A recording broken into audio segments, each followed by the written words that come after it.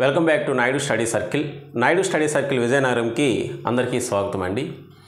So మనం చెప్పుకున్నట్టుగానే ప్రతిరోజు కూడాను maths and reasoning, GK, English సంబంధించి ప్రీవియస్ ఇయర్స్ క్వశ్చన్స్ అన్ని సాల్వ్ చేస్తూ ఉన్నాం. సో అదేవిధంగా ఈరోజు మ్యాథ్స్లో వచ్చేటువంటి క్వశ్చన్స్ చూద్దామండి. సో ఇవన్నీ కూడాను 2024 జనవరి 28న జరిగేటువంటి క్వశ్చన్స్ అండి. ఓకేనా, ఆ రోజు జరిగినటువంటి ఎగ్జామ్లో వచ్చినటువంటి క్వశ్చన్స్. సో ప్రీవియస్గా చాలా చాప్టర్స్ డిస్కస్ చేసాం. ఈరోజు మనం percentage and profit and loss ఈ రెండు చాప్టర్లు కూడా మనం ఇప్పుడు డిస్కస్ చేద్దాం. అంటే ఈ రెండు చాప్టర్ల నుంచి వచ్చినటువంటి క్వశ్చన్స్ ఏవైతే ఉన్నాయో ఈ రెండు చాప్టర్ నుంచి వచ్చిన క్వశ్చన్స్ డిస్కస్ చేద్దాం. ఎందుకు సార్ అంటే పర్సెంటేజెస్ అనేటువంటి టాపిక్ వస్తేనే ఈ లాస్ అండ్ ప్రాఫిట్లో ఉన్నటువంటి క్వశ్చన్స్ మనం సాల్వ్ చేయగలం. ఓకేనా. సో ప్రాఫిట్ అండ్ లాస్ అనేటువంటి ఈ చాప్టర్ ఏదైతే ఉందో ఈ చాప్టర్ అనేది నవోదయకి సంబంధించేటప్పుడు పర్సెంటేజెస్ నేర్చుకోవాల్సిన అవసరం లేదు. బట్ ఈ క్వశ్చన్స్ అనేవి సైనిక్ స్కూల్ జనవరి 28న జరిగినటువంటి ఎగ్జామ్లో వచ్చినటువంటి క్వశ్చన్స్. ఓకేనా, ఈ క్వశ్చన్స్ ఏమున్నాయో ఒకసారి డిస్కస్ చేద్దాం. So before going to our class, ఇంకెవరికైనా సరే నవోదయ అండ్ సైనిక్ స్కూల్ సంబంధించినటువంటి ఆన్లైన్ క్లాసెస్ కావాలి అనుకుంటే గూగుల్ ప్లేస్టోర్లో మన ఆండ్రాయిడ్ యాప్ ఉంటుందండి. So Naidu study circle VZM అని టైప్ చేసినట్లయితే మన యాప్ కనిపిస్తూ ఉంది. సో అందులో మీకు నచ్చినటువంటి కోర్సు నవోదయ అవ్వచ్చు, సైనిక్ అవ్వచ్చు, రెండు కోర్సులు కలిపి మనకి 6000 రూపీస్కి మనం ప్రొవైడ్ చేస్తున్నాం. ఒకసారి చెక్ చేయండి. ఓకేనా. సో మరి ఫస్ట్ క్వశ్చన్ కానీ మనం చూసుకున్నట్లయితే ఇది పర్సెంటేజెస్ నుంచి వచ్చినటువంటి question.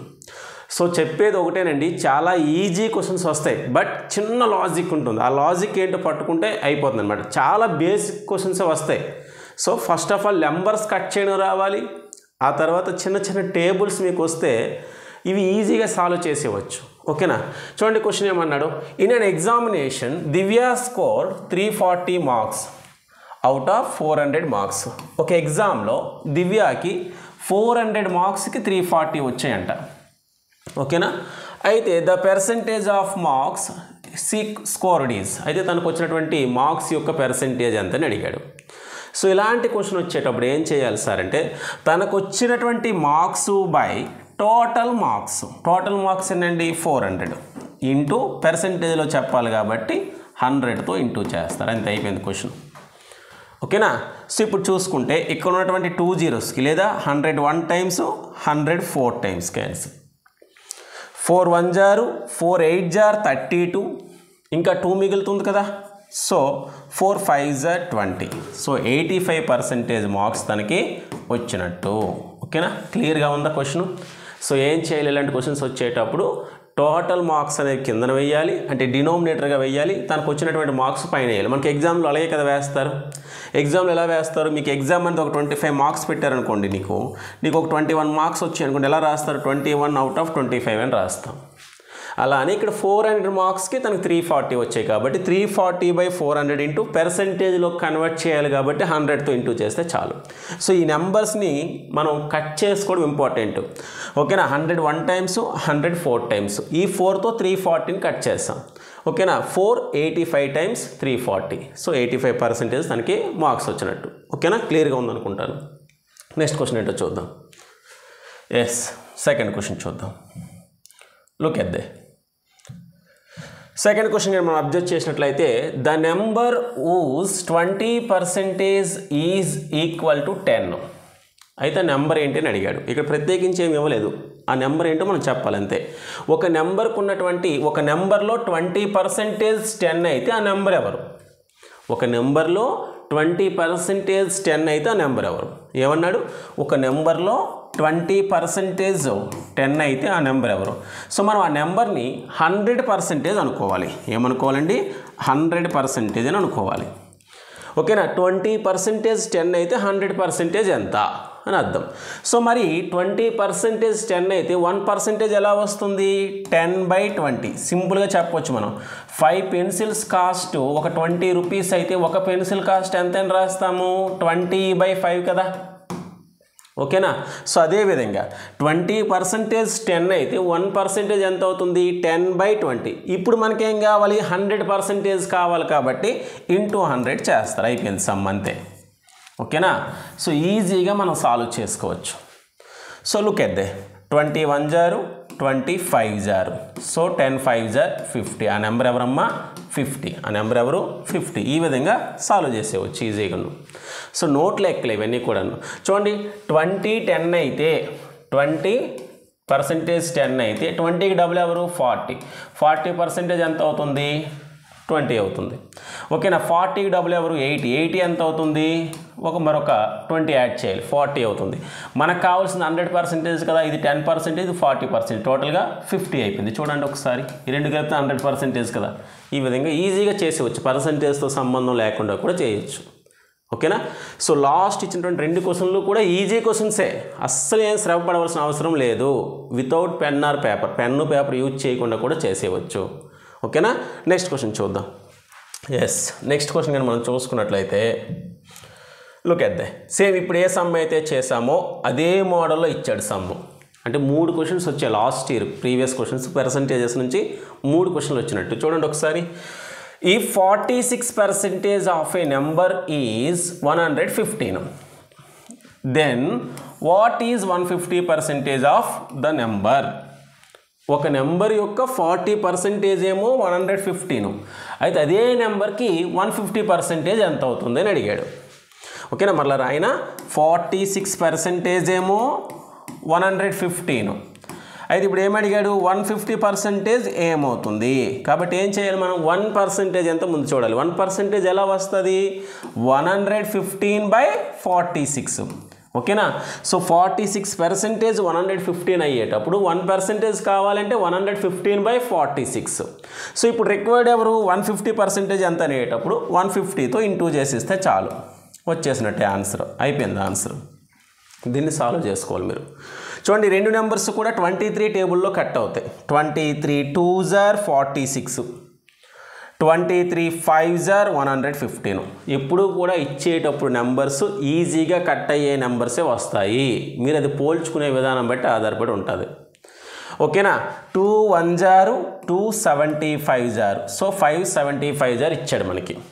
5 5s are 25, 5 7s are 35, ఇది ఒక 2 కాబట్టి 37. సో 375 అనేది మనకి ఆన్సర్ అవుతుంది. ఓకేనా. ఈజీగా ఉంది కదా సమ్ము.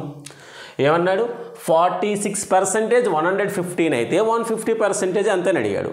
46% 115 అయ్యేటప్పుడు 1% ఎంత అనేటప్పుడు 115/46. కానీ మనకు కావాల్సింది ఎవరు 150% కాబట్టి 150తో ఇంటూ చేసుకున్నాం.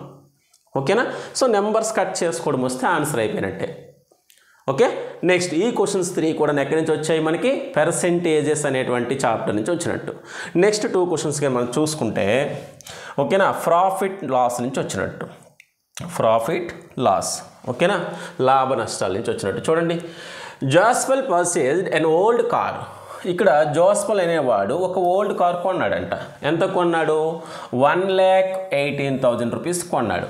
ఎంత కొన్నాడు 1,18,000 and spent 7,000 rupees on it's maintenance. Maintenance అంటే ఇక్కడ ఆ ఓల్డ్ కార్ కాబట్టి ఏవైనా రిపేర్స్ ఉండేటప్పుడు అవన్నిటిని కూడా మనం అంటే మళ్ళీ జనరల్గా కార్గా అంటే ఏవైనా ఓల్డ్ కార్ తీసుకునేటప్పుడు దాంట్లో ఏవైనా రిపేర్లు ఉంటే అవన్నీ కూడా మనం రిపేర్ చేయించుకొని మళ్ళీ జనరల్గా మనం యూజ్ చేసేటువంటి కార్లా మార్చుకోవడానికి మనకు అయ్యేటువంటి ఖర్చుని ఇక్కడ మెయింటెనెన్స్ ఖర్చుగా అంటాము. ఓకేనా. సో అంటే దానికి ఎంత అయినట్టు ఒక 1,18,000 రూపీస్ కొన్నాడు, దాని రిపేర్కి ఏమో ఒక 7,000 రూపీస్ అయ్యింది. కాబట్టి ఇదంతా కూడా కొన్ని ఖర్చు కిందే తీసుకోవాలి. ఫర్ ఎగ్జాంపుల్ మనం మార్కెట్లో ఒక బీరువా కొన్నాం ఒక 10,000 రూపీస్ పెట్టి, కానీ అది మార్కెట్ నుంచి రావాలి అంటే దానికి ఏం చేయాలి మనం, ఒక రిక్షా కానీ ఆటో కానీ స్పెండ్ చేయాలి. ఓకేనా. సో అప్పుడు అది మార్కెట్ నుంచి ఇక్కడికి వచ్చేటప్పుడు ఈ మధ్యలో అయ్యేటువంటి ట్రావెలింగ్ ఖర్చు ఉంటుంది కదా. ఫర్ ఎగ్జాంపుల్ రిక్షాకు 500 ఇచ్చామనుకోండి, అది 10,000, ఇది ఒక 500, టోటల్గా 10,500 రూపీస్ అయినట్టు. ఇంకెవరినైనా సరే కూలీలు పెట్టుకున్నాం అనుకోండి, అది కూడా ఎక్స్ట్రాకి వచ్చి ఇదంతా కూడా ఏంటి స్పెండింగ్ అంటే ఇక్కడ అంతా కూడా ఇదంతా సిపి కింద తీసుకోవాలి. ఇదంతా కూడా మనకే బడ్డెన్ కాబట్టి ఇదంతా కూడా మనం కొన్నటువంటి రేట్లోనే తీసుకోవాలి. ఓకేనా. అంటే ఇదంతా కూడా ఏమనాలి, కాస్ట్ ప్రైజ్ అనాలి.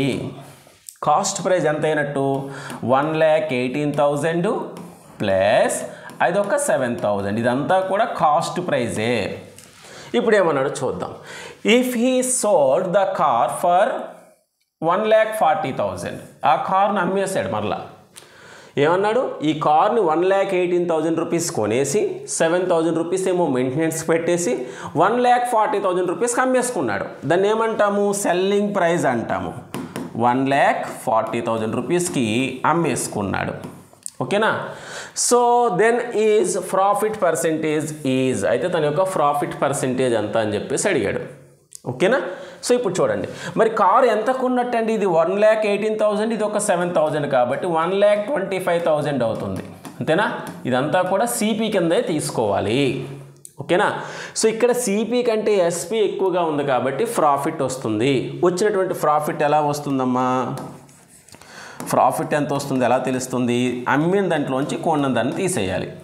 ఓకేనా. ఎస్పి మైనస్ సిపి అంటే 1,40,000 రూపీస్ నుండి 1,25,000 రూపీస్ని సబ్ట్రాక్ట్ చేద్దాం. ఎంత వస్తుందన్న, 40లో 25 పోతే 15, అంటే 15,000 రూపీస్ తనకు ప్రాఫిట్గా వచ్చింది. కానీ మనకు అడిగింది ఏంటి, ప్రాఫిట్ పర్సెంటేజ్ అడిగాడు. ఓకేనా. So profit percentage equal to profit by ఏం వేయాలి, సిపిఏ వేయాలి. ఎప్పుడైనా సరే ప్రాఫిట్ పర్సెంటేజ్ కనుగొన్నా లాస్ పర్సెంటేజ్ కనుగొన్నా సరే మనకి కింద డినామినేటర్లో సిపిఏ వేయాలి. సిపి అంటే కొన్నదే వేయాలి. ఓకేనా.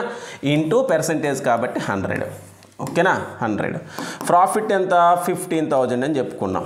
మరి తను కొన్నది ఎంత, ఇక్కడ 1,18,000 వేయకూడదు. ఎంత వేయాలి, 1,25,000 వేయాలి. 1,25,000 అదంతా ఖర్చే. ఓకేనా. ఇంటూ 100. చూడండి ఒకసారి, ఇక్కడ 3 zeros ఇక్కడ 3 zeros కట్ చేస్తాను నేను. 25 4s are 25 5s are 25 4s are 100, 25 5s are 125, 5 1s are 5 3s are అంటే 3 into 4 మిగిలింది. 3 4s are 12% తనకి ప్రాఫిట్ వచ్చినట్టు అనమాట. ఓకేనా. Look at they easy some. ఇక్కడ ఎలా చేసాం సమ్ని, ఒక కారు కొన్నాడు, దానికి కొంత మెయింటెనెన్స్ పెట్టాడు కాబట్టి అదంతా కూడా సిపిగానే తీసుకున్నాం. సిపి ఎంత అయింది, 1,25,000 రూపీస్ అయ్యింది. ఎంత కమ్ముకున్నాడు, 1,40,000 రూపీస్ కమ్ముకున్నాడు, అంటే ఇదంతా కూడా ఎస్పి అయ్యింది. ఎస్పి ఎక్కువగా ఉంది కాబట్టి తన ప్రాఫిట్ వస్తుంది. సమ్లో కూడా ప్రాఫిట్ పర్సెంటేజ్ ఫైండ్ అవుట్ చేయమన్నాడు. సో ప్రాఫిట్ ఎంత వచ్చింది, 15,000 రూపీస్ ప్రాఫిట్ వచ్చింది ఈ ట్రాన్సాక్షన్లో. ఓకేనా.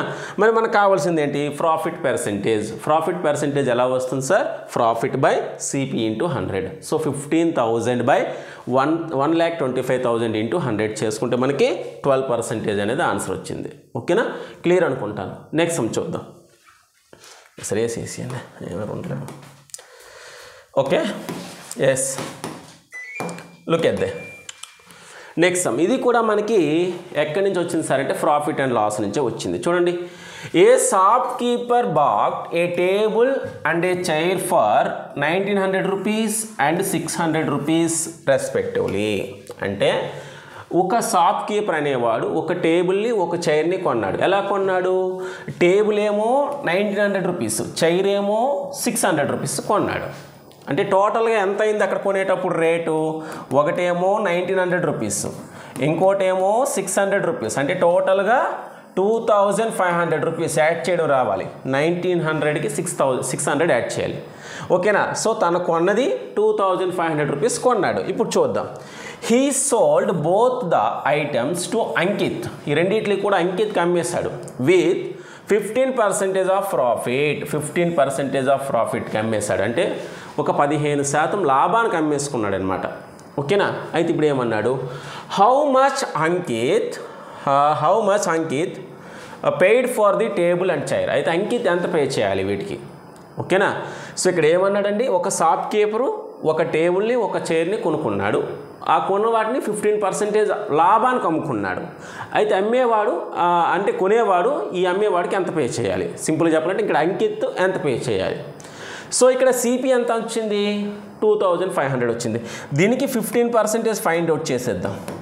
15% ఆఫ్ 2,500 ఎంత అవుతుంది సార్, 15/100 ఇంటూ 2,500 అంతేనా. 15% ఫైండ్ అవుట్ చేయాలంటే ఇక్కడ 2 zeros, ఈ 2 zeros క్యాన్సిల్. 25 15 జారు 25 15 జారు మీకు ఇలా రాకుండా అంటే 15 25 జారు వచ్చినా 25 15 జారు వచ్చినా మీ ఇష్టం ఎలా అయితే అలా చేసుకోండి. 15 5 జారు 75, 15 2 జారు 30 ప్లస్ 7 37 అంటే 375 రూపీస్ అవుతుంది ఎక్స్ట్రా పేమెంట్. అర్థమైందా? అంటే ఎంత పే చేయాలి తను?